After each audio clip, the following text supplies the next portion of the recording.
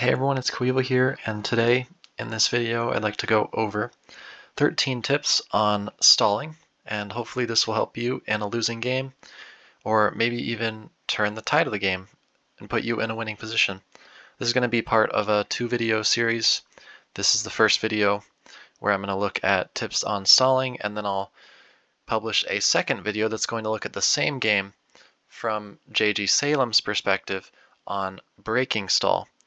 So if you've ever blundered turn one or even blundered at all and kind of found yourself having to play on the back foot defensive, then you may find this video helpful. So like I said, this is a tournament game, 60 skies, which I hadn't said, but now I said it. And I blundered turn one, and we're going to take a look at this before we jump into the 13 tips. So JG gets turn one here. He's going to hop on my head, summon a spirit. I've got generic, and I choose to shock shield here. We're going to pause real quick. Do you see a move? What does he do here? What can he do to basically force me to go on the defensive from turn one? I have to play for a draw and stall. Let me know in the comments. Alright, so he's going to move the spirit and head over to the side of the map, and let's see what he's cooking. Okay, gonna go for a BFTP and a reverse flash off the map. I didn't see that in the moment, just kind of had a lapse in my thinking. Normally I see those, but you know, it happens. So unfortunate, but now from this point on I have to stall. And so we're going to take a look at 13 tips as we go through this game. So we'll start with the first one. So before you even start the game, what can you do to help you stall? Well, you can bring a combination of the following spells, and I'll put them up on the screen so you can see them. The best stalling spells are Forest Seed, Flight, Prot Shield, Swarm, Pegasus, and Ice Shield. Those 6. Those are the SS tier. Fantastic spells to stall in any book. Also great are the Bees, Mudball, Entangle, and then also Shock Shield. And then some honorable mentions are Morning Sun, Arcane Egg, Spear, Imps, Dark Knight, and Arcane Portal as well. So that's my first tip. Those are the spells that you can bring to help you stall better. Hey, Future Coeval here. So with that bottom row, that list, Morning Sun, Egg, Spear, Imps, DK, and Portal. Now, some of those can be used to stall, but you need to have time in order to build them up. Like Egg needs to, get healed up all the way up to, 100 plus. Spear needs to be charged for several turns. Imps need time to charge as well. DK, you need to have a opportunity to use it where it's not going to get killed too. So with those minions in particular, they're kind of a hybrid. You need some time to use them, and if you have time to build that threat, then they can be effective to stall, because your opponent won't be encouraged to push because they're scared of dying. Hope that makes sense. On to tip 2. I've teleported in to a very specific spot. You need to focus on your teleport spot. Hide. Hide as best as you can. So looking at this map gen, on the left, it's fairly open. He can get to me, right? He's got a point of entry there, point of entry here, point of entry through here. So there's a lot of ways that he can get to me. On the right, very open. Point of entry here, point of entry through here, through here. I could maybe go on this right side and hide on this cloud, but I have a lot more kind of space and also land above me, these clouds in the middle.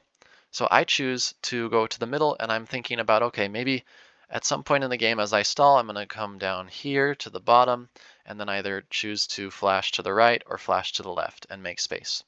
So that's tip 2. Pick your teleport spot very carefully and try and hide.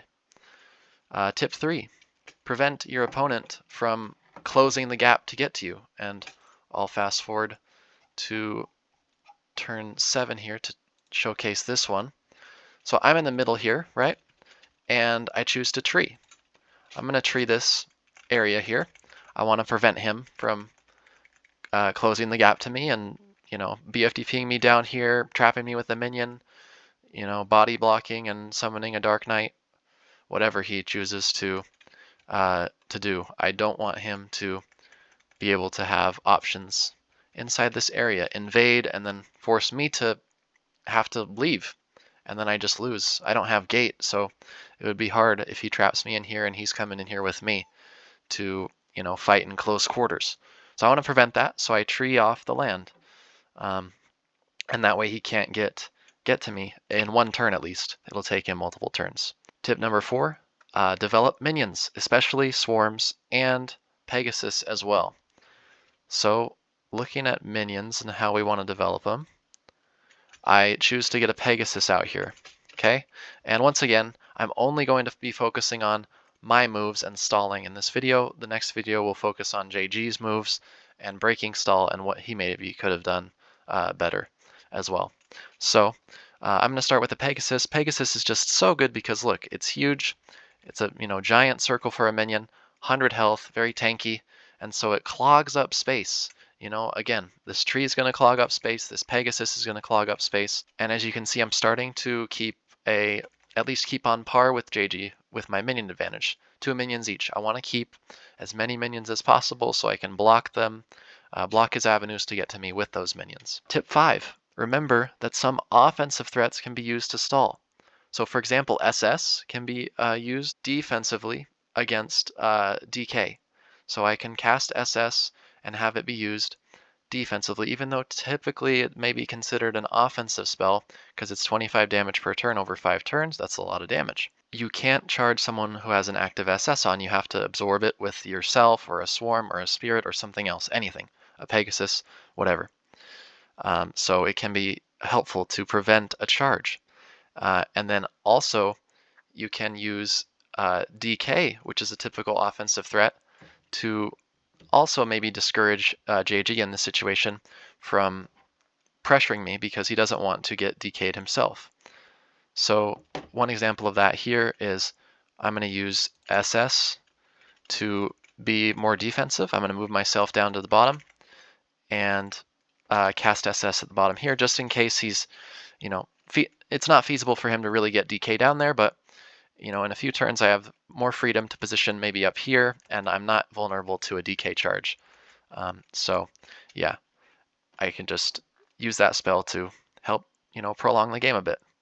And then later in the game, when he's about to summon Dark Knight, okay, so here, now we're kind of in the mid game, and I've actually managed to get my own Dark Knight out.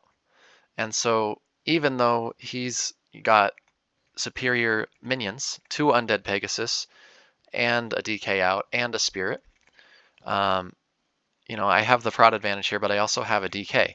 And so he can't just simply, hop the border, tower, and pressure that way, or, BFTP through and start to pressure, hit me with some ice shield like shock bomb, because I've got DK there and I can just hop the DK up and charge him for over 200.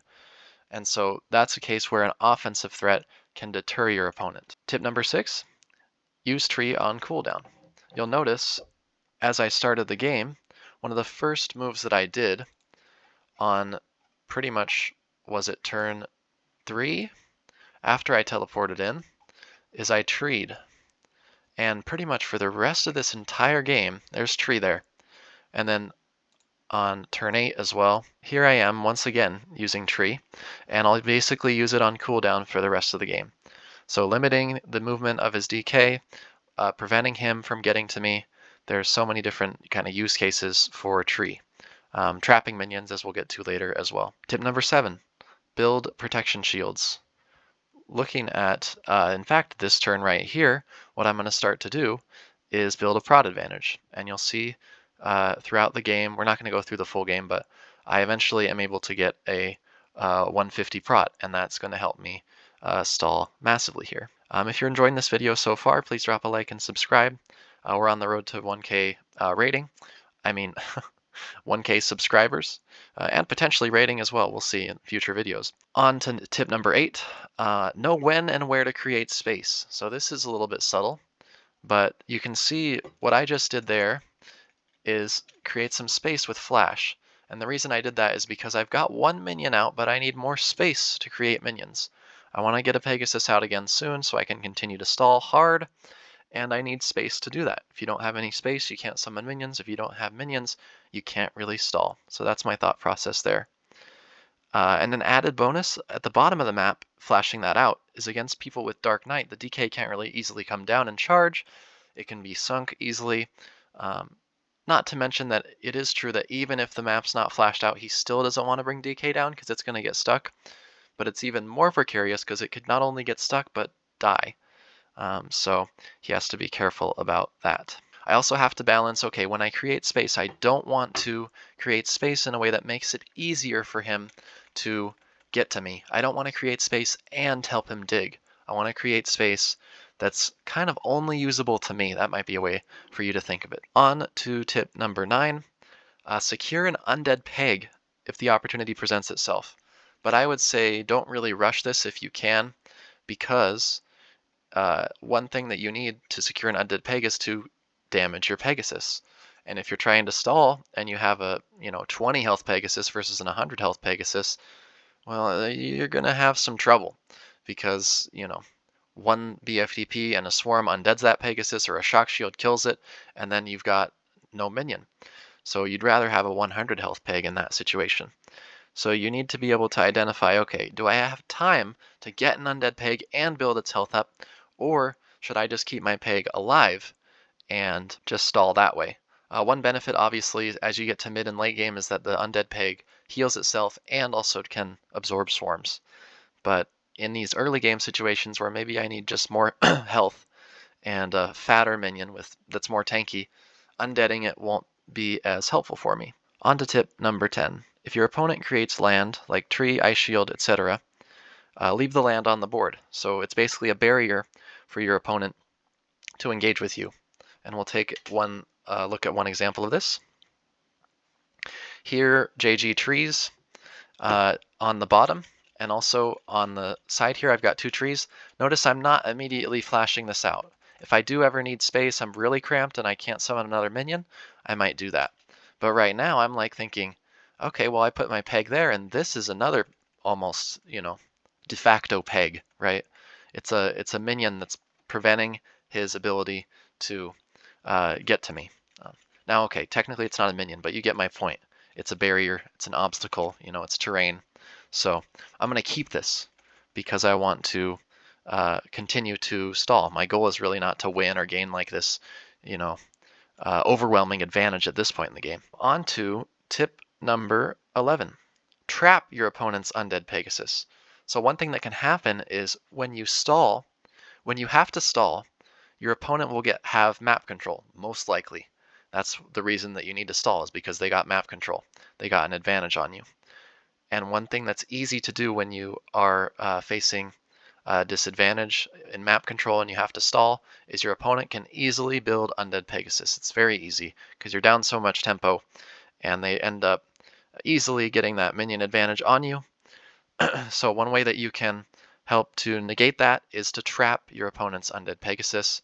And we'll take a look at an example of this here, where I use this tree up top to trap JG's undead Pegasus. And then as a result, he has to use at minimum 1 turn to flash that out if the tree dies once it's summoned, which is kind of hard to do 75 damage to a tree once it's summoned. So at minimum, he has to use 1 turn to flash it out. More than likely, he's going to have to use at least 2 turns, maybe even 3 if he's not as developed, to free his undead Pegasus. Or he doesn't choose to free the undead Pegasus, and you have controlled successfully one of his minions. And so he's not quite as threatening, and so you've succeeded in one of your goals to stall. On to tip 12. This is more of a psychological tip, right? So accept that you made a mistake and that your best outcome is likely a draw. So on turn 1, when I blundered this flash, for a moment I thought, God damn it, I'm such an idiot. I threw the game. And then I said, you know what? I'm confident in my ability to stall. I have to stall from turn 1, and this may just be a long ass draw, and that's okay. So what you need to stall successfully is patience. Okay, on to the final tip. Thanks everyone for tuning in so far. Hope this has been helpful up to this point. my final tip is track your cooldowns. Okay, so if I am in a game and let's say that I have my generic book, I want to be able to track my cooldowns, understand that, okay, swarm's up in a turn. So, after I do my play here, I can, use swarm. Or in 2 turns, I want to be able to use tree. So in the replays, it doesn't show cooldowns, but um, basically it can be helpful to know, like, okay, I've got Pegasus coming up in 4 turns, so I just used it. So I need to find a different way to stall. I can't just easily summon a Pegasus to block a potential entry point for JG.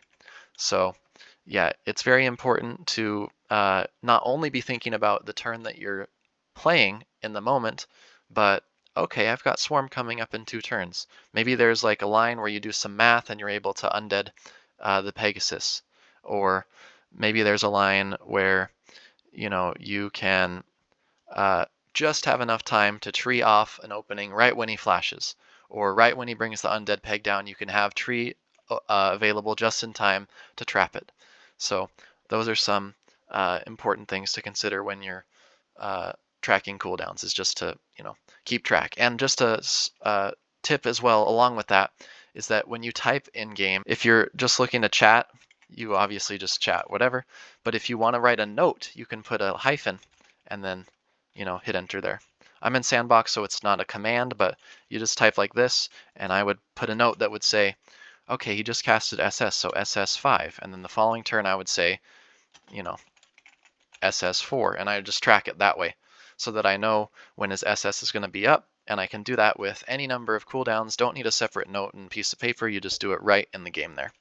So that's about it for this video. I hope you found it helpful, and as I said, this is a part of a 2-video series. I'll be publishing the next installment fairly soon, I would think, and I'll take a look at JG Salem's perspective and analyze some tips on how to break stall and different things that he could have done to push more effectively in this game. Which, by the way, if you hadn't figured out by this point in the video, was a draw. So thanks everyone for tuning in, and don't forget to like and subscribe. I'll see you on the next video. Have a great day. Peace.